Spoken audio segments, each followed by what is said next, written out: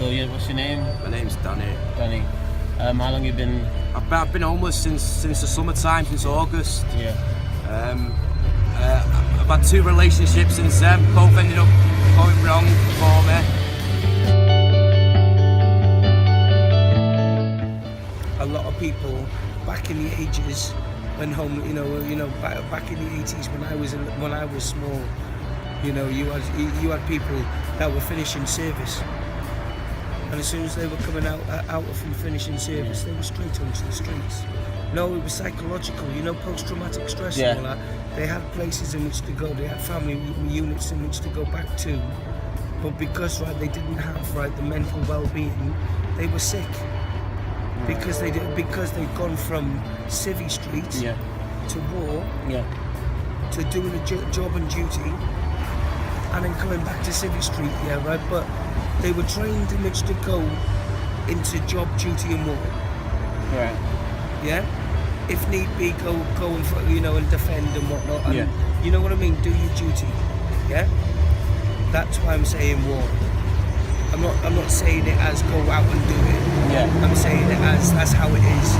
It's your line of duty first off, yeah. But it's also your job in the first and foremost. And they were never given no mental aspect from that. No. As soon as they come out, it was straight out like just adapt to whatever's there. And a lot changed. A lot would have changed. I ended up on the streets, basically. What's the hardest thing about being out here? The hardest thing about being on the streets is being on your own, I suppose. Yeah, and you're not the only person out here. Even though you feel like you're the only person out there, you're not. You're not. Even though I'm the only person in the park where I'm staying. Yeah. It can be quite lonely. I woke up on Christmas Day with nobody, with nothing or anything, and there was homeless people running around giving people food. How good's that? Yeah, mate. Christmas. There's nice people in this world, mate. There really is. Nice There's also people, evil in this world. So what keeps you going? I've got 2 kids out there. Oh, nice. The kids. I've got the kids' safety at heart. I have always had the kids' best interest at heart. So instead of letting the mother look after them, she ain't capable. I signed them over to her mother. Now her mother, me and you've spoke more than I've spoke to her in 8 years. But her mother is a very respectable lady. So I gave the kids to Stacey, and the kids have got a great life there. Do you know what I mean? What would you want to do different? What would you want for yourself? Well, I've got a few personal things that I've actually sorted out. So I spoke to Richard. He was from Wales.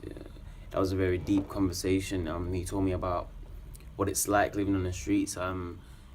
Like the noise that's surrounding, like sirens and dog barks and car beeps, that all sound so very normal to him because that's what he's used to. If he was to go into a house where there's none of that, it's less comfortable for him. So I realized that most people that live on the streets, they've sort of adapted to the life and they've accepted it, that that's just the way it is, and then they have to just stay strong. I've also spoken to a guy called Danny.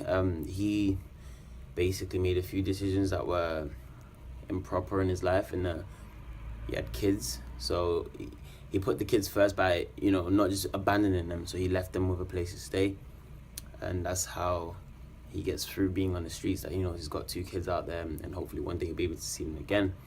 But again, he's adapted himself to life on the streets because that's what he knows. And this is my documentary, and thanks for watching. I want everything to work out for the kids.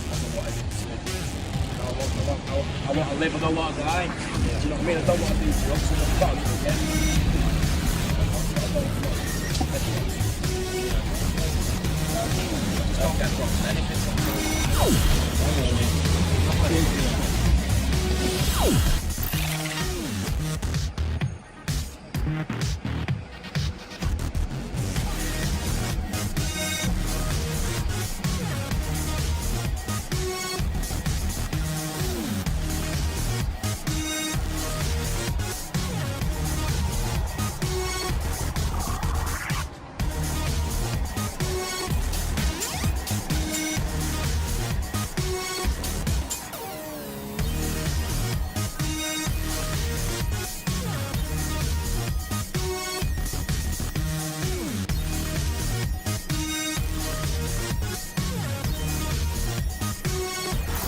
Wow.